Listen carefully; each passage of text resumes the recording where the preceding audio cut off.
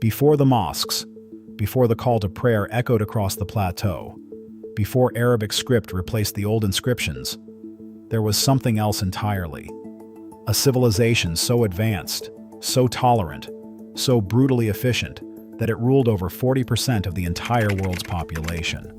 An empire where slaves were paid wages, where women owned property and managed estates, where a single road stretched over 1,600 miles, connecting cultures that had never known each other existed. This was Persia, not the Persia of headlines and conflict, the Persia that existed for over 1,000 years before Islam ever arrived on its borders. And the way people actually lived in this world, it's nothing like what you've been told. Today, we're going to reconstruct it. The food they ate, the gods they worshipped, the clothes on their backs, the rules that governed their marriages, their money, and their deaths. This is daily life in ancient Persia, before everything changed. If you find this journey through time as fascinating as I do, take a second to subscribe and hit that bell. Most of our viewers aren't subscribed yet, and it helps us keep bringing history to life. To understand how Persians lived, you first need to understand where they lived.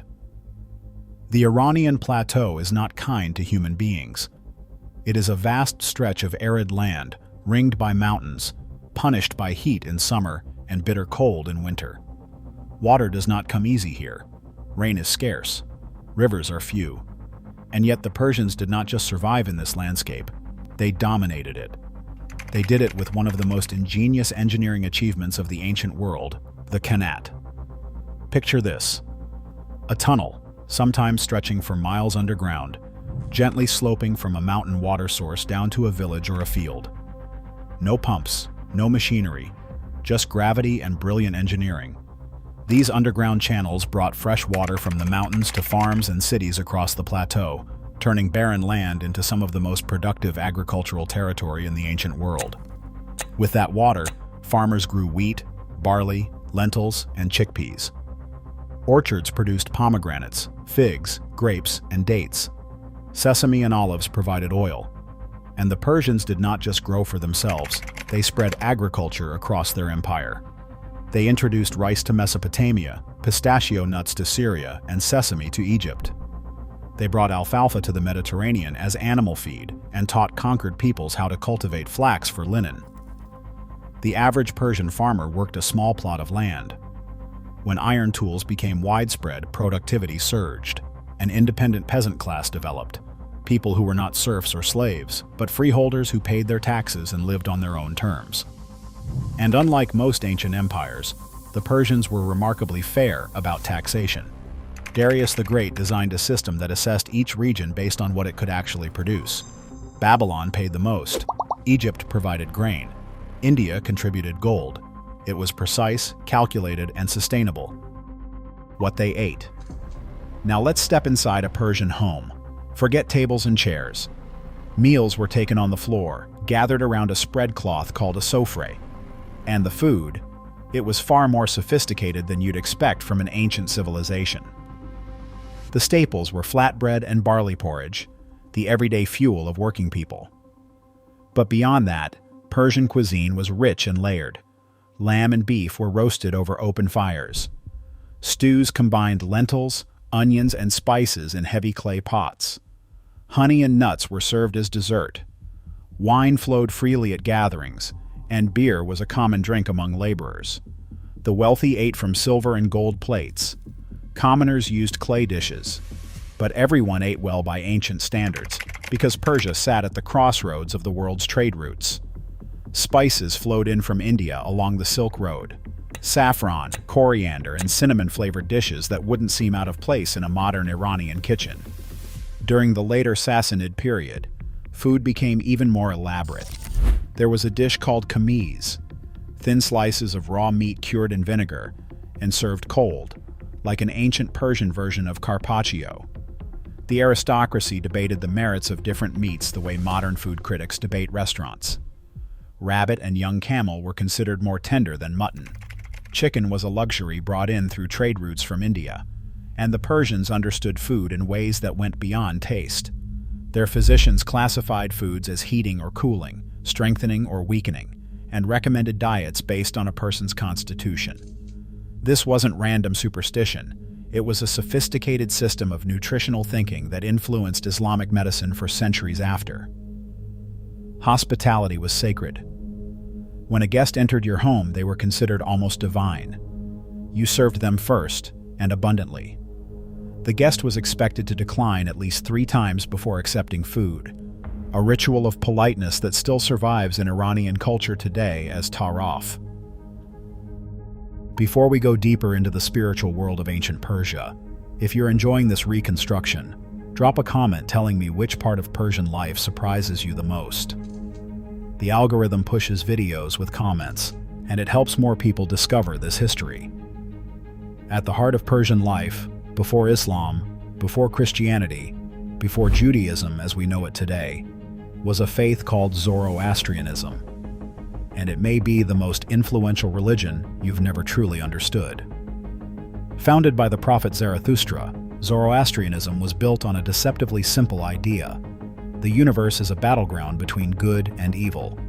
Ahura Mazda, the wise lord, represents truth, light, and creation. Against him stands Angra-Mainyu, the destructive spirit of lies and chaos. And every human being, every single person, has the free will to choose which side they serve. This was not abstract philosophy. It shaped how Persians woke up, how they prayed, how they buried their dead. Zoroastrians prayed 5 times a day, always in the presence of fire, whether an actual flame, a lamp, or even the sun or moon.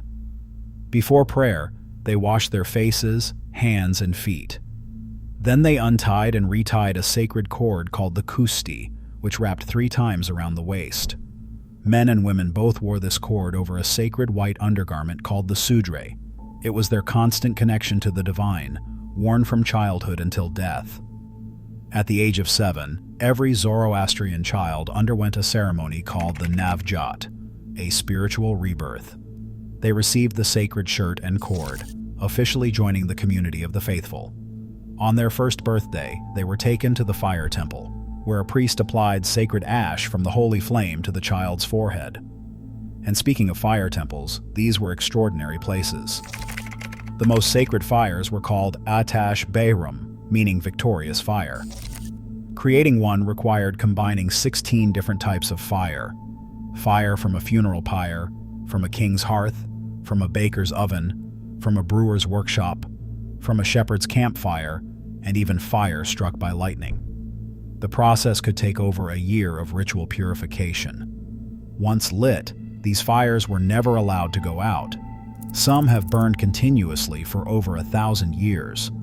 The priests who tended these flames, the magi, covered their mouths and noses with cloth to prevent their breath from contaminating the sacred fire. The word magic actually comes from magi, not because they perform tricks, but because their rituals seem so powerful and mysterious to outsiders. But here is what made Zoroastrianism truly radical for its time. Cyrus the Great, who founded the Persian Empire, did not force his religion on anyone. He issued what many consider the world's first declaration of human rights, allowing conquered peoples to worship their own gods, practice their own customs, and live according to their own laws. He freed the Jewish exiles from Babylon and helped them rebuild their temple in Jerusalem. The Persians did not just tolerate other religions, they protected them. What they wore. Walk through an ancient Persian city and you'd immediately notice the clothing. The Persians were famous for adopting the best fashions from every culture they encountered. As one ancient historian noted, they considered the dress of the Medes more becoming than their own, and wore it by preference. For ordinary men, the standard outfit was a loose tunic over trousers, practical for the climate and for riding horses, which the Persians were legendary at. Farmers and laborers wore wool or cotton. Everyone wore a belt, either tiled or buckled. The nobility was another story entirely. Their robes were embroidered with gold thread. Silk, which Persia produced in enormous quantities, was layered and draped over inner garments. Jeweled belts cinched the waist. Gold and silver bracelets, rings and earrings adorned both men and women. Women of the upper classes dressed in long gowns with intricate embroidery and pearl accents. In public, many wore the chador, a large wrapped cloak. But in private, women's fashion was vibrant and varied. Perfumes and cosmetics were common among the wealthy, and Persia's textile industry was one of the largest in the ancient world. Soldiers had their own distinct look. The legendary immortals, the elite 10,000-man fighting force, wore leather and metal armor, carried wicker or bronze shields, and were armed with bows, spears, and short swords. Their name came from the fact that whenever one fell, he was immediately replaced, so the unit always appeared to number exactly 10,000. Women, marriage, and family. The status of women in ancient Persia is one of the most surprising aspects of this civilization. While no ancient society was a paradise of gender equality, Persian women had rights that women in Greece and Rome could only dream of. Royal women held enormous power. The king's mother outranked even the queen and appeared to function as the head of all female members of the royal household. Queens managed their own wealth, owned property, and their personal seals carried legal authority. The fortification texts found at Persepolis reveal that women received documented wages for their work, with pay rates based on skill level and responsibility, not gender. Some women managed entire estates and workshops. Documents from Babylonia show that women owned properties which they could sell or lease independently. Widows inherited from their husbands even without children.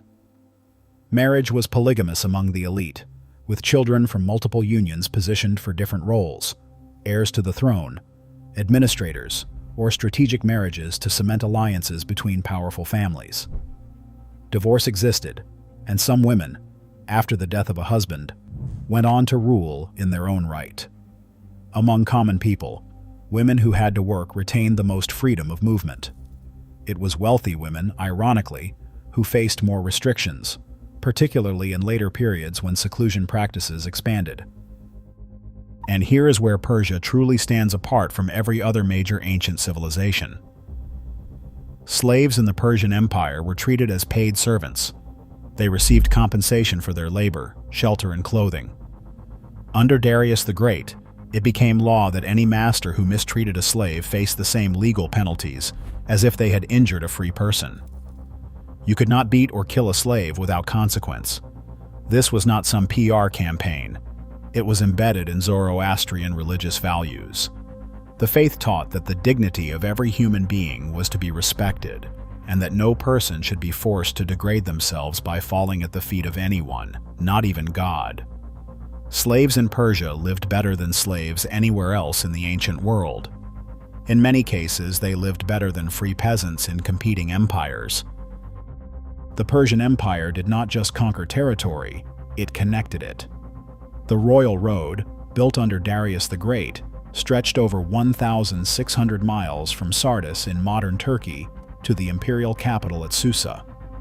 It was an all-weather highway with grooves for wheeled vehicles, protected by military patrols, and furnished with inns and rest stations. A royal messenger could travel its entire length in just 7 days, using a relay system of fresh horses, a speed that would not be matched in Europe for nearly 2,000 years.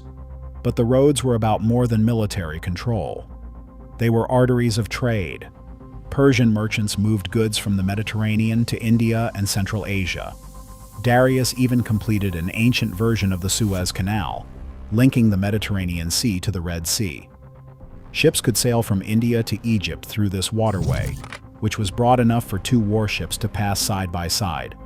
Spices from Arabia, silk from the East, gold from India, grain from Egypt. It all flowed through Persian territory, creating one of the most interconnected economies the ancient world had ever seen. Maritime trade flourished alongside overland routes, and the network of roads that the Persians built survived long after their empire fell. Death and the afterlife. And then there was death. The Zoroastrians believed that a dead body was impure, not the person, but the physical remains. Earth and fire were sacred elements that could not be contaminated. So the Persians did not bury their dead, and they did not cremate them.